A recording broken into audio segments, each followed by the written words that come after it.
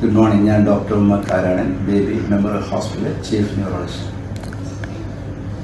ഈയിടെയായിട്ട് കോഴിക്കോട് വീണ്ടും മൂന്നാമതും നിപ്പ വന്ന് കിട്ടിയിരിക്കുകയാണ്. പക്ഷേ ഭാഗ്യവശാൽ വളരെ കുറച്ചാൾക്ക് മാത്രമേ നിപ്പ ഉണ്ടായിട്ടുള്ളൂ. 2 പേര് ഇതിനകം മരണപ്പെട്ടു. 3 പേര് ഇപ്പോൾ പോസിറ്റീവായിട്ടുണ്ട്. 2 പേരുടെ നില ഗുരുതരമായിട്ട് ഉണ്ടായിക്കൊണ്ടിരിക്കുകയാണ്. അപ്പോൾ അത് ശരിയാവട്ടെ, അതിന് നമുക്ക് പ്രാർത്ഥിക്കാം. ഇനി കൂടുതൽ ആളുകളൊന്നും വരാതിരിക്കട്ടെ എന്ന്, ഇനി സമ്പർക്കത്തിൽ അതിൽ ഒന്നും ഉണ്ടാവാതിരിക്കട്ടെ എന്ന് പ്രാർത്ഥിക്കാം. അപ്പോൾ നമ്മൾ മനസ്സിലാക്കുക, ഇതിനൊക്കെ നമ്മൾ കൊറോണ അതുപോലത്തെ രോഗങ്ങൾ പ്രതിരോധിച്ച പോലെ തന്നെ നിപ്പയെ നമുക്ക് പ്രതിരോധിക്കാൻ പറ്റും. നമുക്ക് ഭയമല്ല, ജാഗ്രതയാണ് വേണ്ടത്. അതായത് നമ്മൾ ചില മനസ്സിലാക്കുക, ഇപ്പോൾ പെട്ടെന്ന് ഒരു വീട്ടിലോ അല്ലെങ്കിൽ പെട്ടെന്ന് പനി, അതുപോലെ തന്നെ ശരീരവേദന, തൊണ്ടവേദന, തലവേദന, ഛർദി, സ്വഭാവമാറ്റം, ശ്വാസമുട്ടലൊക്കെ വന്നു കഴിഞ്ഞാൽ നമ്മളൊന്ന് ശ്രദ്ധിക്കുക. അപ്പോൾ ഇത് ആ കുടുംബത്തിൽ വേറെ ആൾക്കും ഉണ്ടെങ്കിൽ, കാരണം നിപ്പ പലപ്പോഴും നമ്മൾ സാധാരണ ജലദോഷമോ പനി പോലെ വന്ന് അത് ബ്രെയിനെ ബാധിക്കാം, എൻസെഫലൈറ്റിസ് ആയിട്ട് വരാം. ലങ്സിനെ ബാധിച്ച് ARDS, respiratory syndrome, respiratory distress syndrome, ചുമ, ശ്വാസമുട്ടൽ, ന്യൂമോണിയ, ശ്വാസം കിട്ടാത്ത അവസ്ഥ, വെന്റിലേറ്ററിലേക്ക് പോകുന്ന അവസ്ഥ, ഇങ്ങനെ പലതരത്തിലും വരാം. പക്ഷേ മലേഷ്യയെല്ലാം 1998 ആ കാലഘട്ടം 98-99 600 പരം രോഗികൾക്ക് ഇതുണ്ടായിട്ടുണ്ട്. അന്ന് ഏകദേശം അതിൻ്റെ മോർട്ടാലിറ്റി, മരണനിരക്ക് 40% ഉള്ളൂ. അതായത് ഈ ഫ്രൂട്ടിവോറസ് ബാറ്റെന്ന്, ഈ ടെറോപ്പസ് ബാറ്റെന്ന് അവരുടെ പഴം കഴിച്ച് അത് പിഗ് ഫാമിൽ, അങ്ങനെ പിഗ്സിനാണ് ആദ്യമായിട്ട് അത് ഉണ്ടായത്. അപ്പം ആദ്യം വിചാരിച്ചത് ജാപ്പനീസ് എൻസെഫലൈറ്റിസ് ആയെന്ന് വിചാരിച്ചിട്ടാണ്. കുറച്ചു കാലം അതൊരു ഡയഗ്നോസ് ആയിരുന്നില്ല. പിന്നെയാണ് അത് പുതിയതരം വൈറസ്, നിപ്പ എൻസെഫലൈറ്റിസിൻ്റെ വൈറസായിട്ട്, ഹെനിപ്പ വൈറസിൻ്റെ ഭാഗമായിട്ട് അത് കണ്ടുപിടിച്ചത്.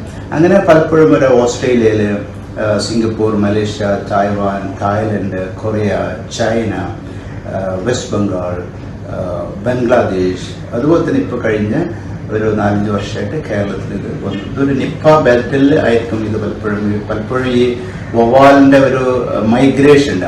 10,000 കിലോമീറ്റർ, അത് ഓസ്ട്രേലിയ മുതൽ നമ്മുടെ കേരളം വരെ നീണ്ടുന്ന ഒരു പാലായനത്തിൻ്റെ ഭാഗമായിട്ട്, അല്ലെങ്കിൽ ചില പ്രത്യേക കാലഘട്ടങ്ങളിൽ, ഇപ്പോൾ ഉദാഹരണം സെപ്റ്റംബർ ഒക്ടോബർ മുതൽ മെയ് വരെയാണ് ഇതിൻ്റെ ഈ ഇത് സ്പ്രെഡ് ചെയ്യുന്ന ടൈം എന്നാണ് കണക്കാക്കപ്പെടുന്നത്.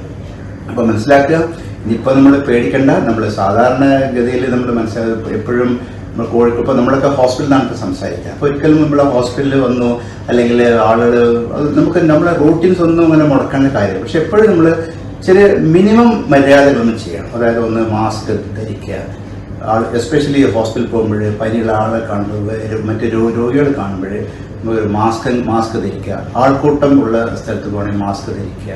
പള്ളിയിൽ പോകണമെങ്കിൽ മാസ്ക് ധരിക്കുക.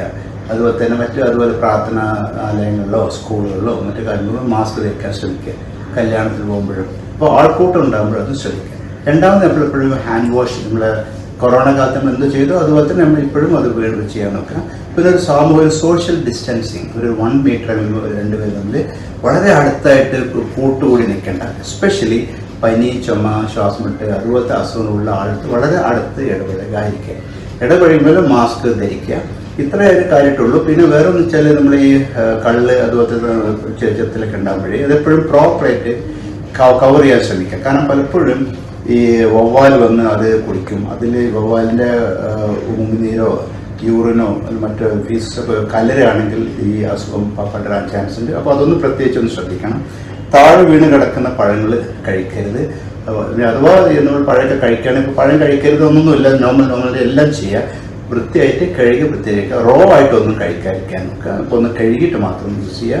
താഴെ വീണ് കിടക്കുന്ന വവ്വാല് കടിച്ച പഴങ്ങളോ അതുപോലത്തെ ഒന്നും ഉപയോഗിക്കാതിരിക്കുക.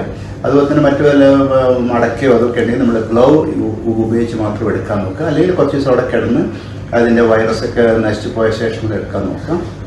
അത്രയേ ഉള്ളൂ. അല്ലാതെ സാധാരണ ഇതിൽ നിപ്പയുടെ ഈ വ്യാപനശേഷി വളരെ കുറവാണ്. കൊറോണ വളരെ കൂടുതലാണ്, ഇത് വളരെ കുറവാണ്. അപ്പോൾ അതുകൊണ്ട് തന്നെ ഏറ്റവും അടുത്ത് ഇടപഴകുന്ന ആൾക്ക് മാത്രമേ നിപ്പ പകരുള്ളൂ. അല്ലാതെ നമ്മൾ വണ്ടിയിൽ പോകുമ്പോഴോ ഒറ്റയ്ക്ക് പോകുമ്പോഴോ മാസ്ക് ധരിക്കേണ്ട ആവശ്യമില്ല. ആൾക്കൂട്ടത്തിലും വേറെ ആൾ ഇടപഴകാൻ മാത്രമേ മാസ്കിൻ്റെ ആവശ്യമുള്ളൂ. അതുപോലെ തന്നെ നമ്മൾ ഒരു പ്രോപ്പർ ഒരു യൂണിവേഴ്സൽ പ്രിക്കോഷൻസ് എടുക്കുകയാണെങ്കിൽ, അതായത് കൈ കഴുകുക, മാസ്ക് ധരിക്കുക, കുറച്ച് അകലം വിട്ട് നിൽക്കുക, ഇത്ര ആവശ്യമുള്ളൂ.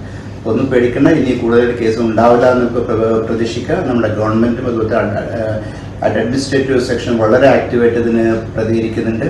അതുപോലെ തന്നെ ഇതുപോലത്തെ അസുഖങ്ങൾ വരാതിരിക്കാൻ വേണ്ടി നമ്മളെ കൊണ്ട് ചെയ്യാൻ പറ്റും നമ്മൾ ചെയ്യാം. Okay, thank you very much. By.